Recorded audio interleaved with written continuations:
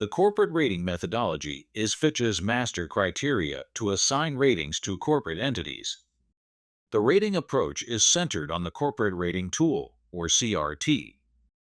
CRT assesses the business and financial profile of an issuer, then incorporates governance, operating environment, and other criteria elements to generate the standalone credit profile, or SCP.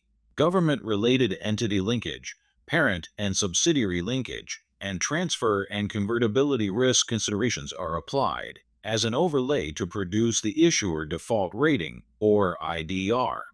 The rating derivation follows standardized steps, with each analytical element having a predictable range of scores and impacts. The business and financial factor assessments form the starting point of the SCP. These assessments are tailored to an issuer's operations using sector navigators. Fitch has developed more than 50 sector navigators to cover the breadth of the rated corporate universe. Fitch selects the sector navigator that best aligns with each issuer's operations. The generic navigator may be used if no fitting sector navigator exists. The business profile assessment is generally based on 5 standard factors: management, sector characteristics, market and competitive positioning, diversification and asset quality, and company operational characteristics, while the financial profile assessment is generally based on 3 standard factors: profitability, financial structure, and financial flexibility. The choice of individual ratios and their midpoints vary across sectors, reflecting the varying risk profile of different industries. Our financial analysis is based on a rating case that incorporates analyst-selected assumptions unique to each issuer within the context of Fitch's views for each sector and geography. As a starting point, we focus our assessments on the most recent historical period and the next 2 forecast years. The assessment of each business and financial factor is comprised of up to 5 sub-factors.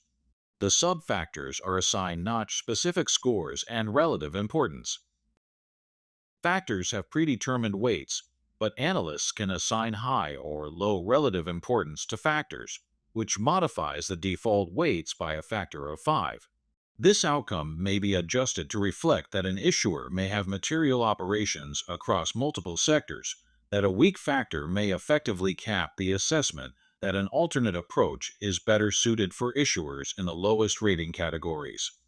Governance is scored from good to material failures to provide intuitive descriptions. The assessment is identical across all sectors and regions. The impact of governance is driven by a standardized notching grid.